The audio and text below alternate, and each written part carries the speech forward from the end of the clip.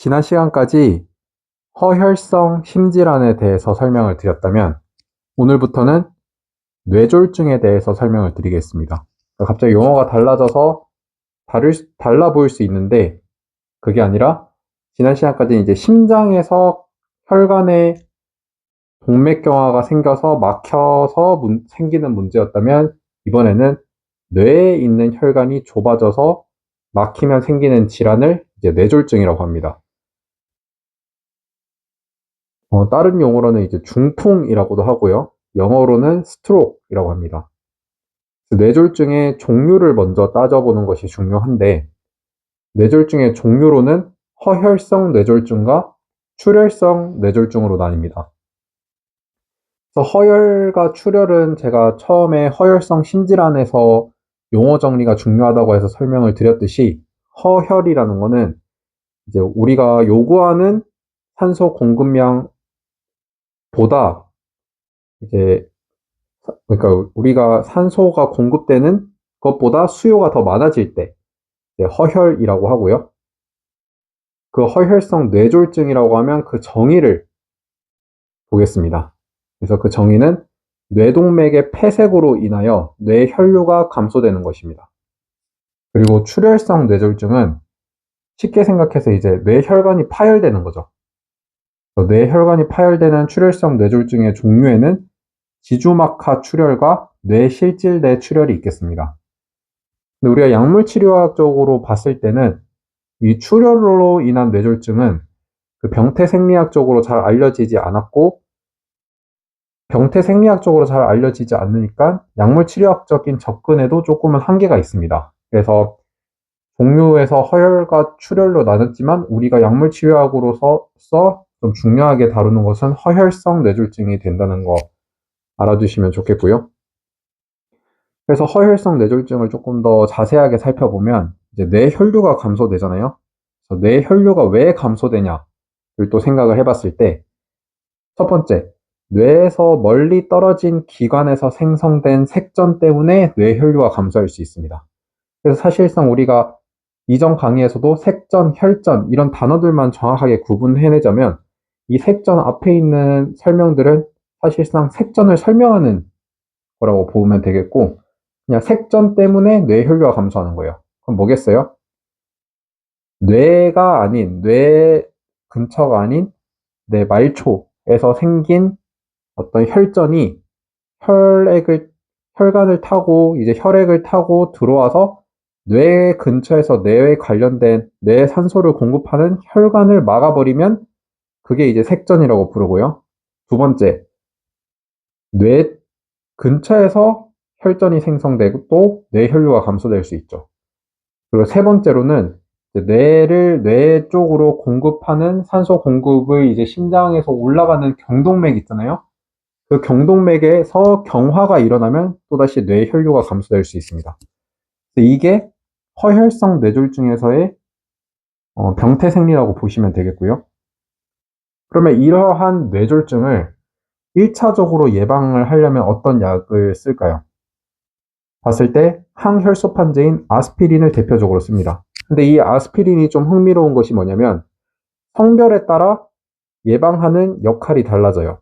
그래서 남성 같은 경우는 아스피린을 쓰는 목적이 지금처럼 허혈성 뇌졸중을 예방하는 게 아니라 남성은 허혈성 심질환, 심장질환에서의 예방약으로 쓰이고 여성 같은 경우에 허혈성 뇌졸중의 1차 예방약으로 아스피린 효과가 있다고 나와 있습니다. 이거는 뭐 원리적인 측면보다는 그냥 결과론적인 거를 여러 연구에서 메타 분석을 통해서 알아낸 거기 때문에 그냥 아스피린이 허혈성 뇌졸중의 1차 예방약인데 그게 성별에 따라 달라지고 뇌졸중의 경우에는 여성에서 아스피린이 효과가 있다라고 이해하시면 되겠습니다. 그리고 치료의 관점에서 봤을 때 뇌졸중이 일어나면 사실 굉장히 응급한 상황이잖아요. 왜냐하면 뇌가 이미 혈관이 막혀버리면 그 이후로 몇 시간 동안 산소 공급이 안 되면 바로 괴사가 일어나기 때문에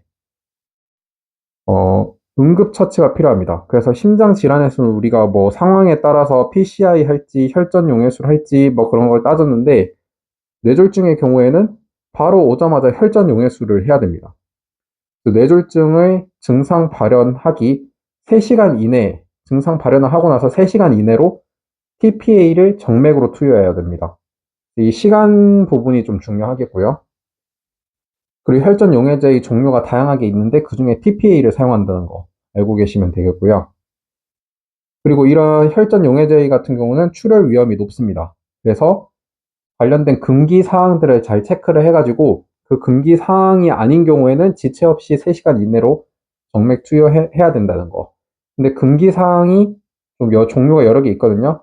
그거는 약물치료학 책을 참고해 보시면 좀 다양하게 있으니까 숙지를 잘 해두는 게 중요하겠고요.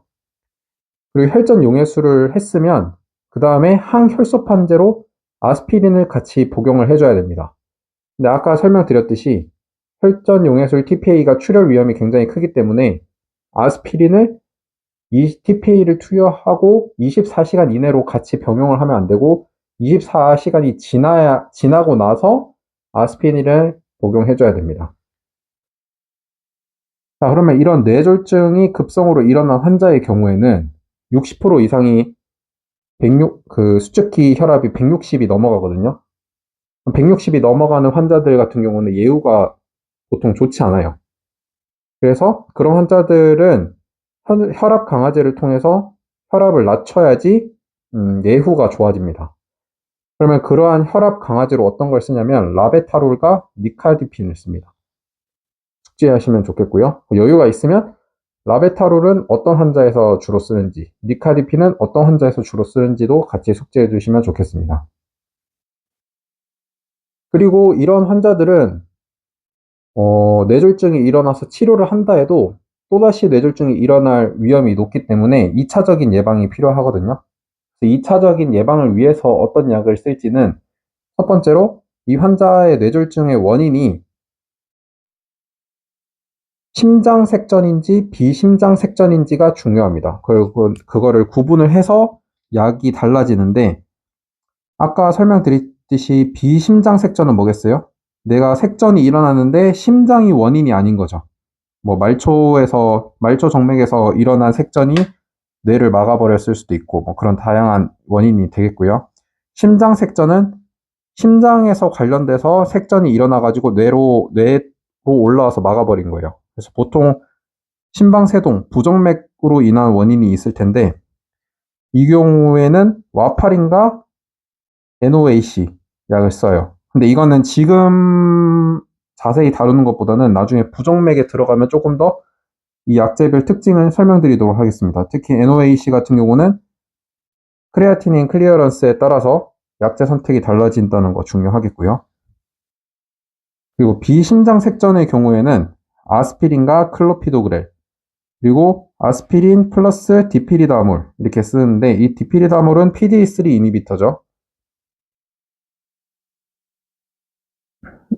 그 다음에 2차 예방으로 비심장색전과 심장색전을 구분해서 약제를 쓴다는 거 알아냈으면 이제는 혈압 조절과 콜레스테롤을 조절해줘야 됩니다. 그래서 이 뇌졸중의 위험 요인들이 뭐가 있냐면 나이, 혈압, 높은 콜레스테롤 수치, 당뇨 뭐 이런 게 있거든요. 그래서 그런 환자들은 나중에 2차적인 예방으로서 그런 부분을 좀 신경을 써서 2차적으로 뇌졸중이 생기지 않게 조절을 해준다는 것이 중요하겠습니다. 그리고 처음에 말씀드렸듯이 출혈성 뇌졸중은 연구된 바가 그렇게 많지 않기 때문에 약물적인 치료가 그렇게 다양하진 않아요. 그래서 여러분들이 그냥 한 가지 기억해둔다면 니모디핀을 쓴다 정도 기억해두면 좋겠습니다. 자, 이상으로 뇌졸중 마쳤고요. 이제 계속 혈전, 색전 뭐 이런 거 혈관 막히는 걸 설명을 드렸는데 이제 점점 끝이 보입니다. 이 뇌졸중을 지나서 이제 심부정맥 혈전증, 그 다음에 부전맥까지 하면 지금까지 이제 혈관 관련된 막히는 거 관련된 그런 단원은 이제 끝나거든요. 오늘은 여기까지 설명을 드리고 다음에 심부정맥 혈전증에서 다시 찾아보도록 하겠습니다. 감사합니다.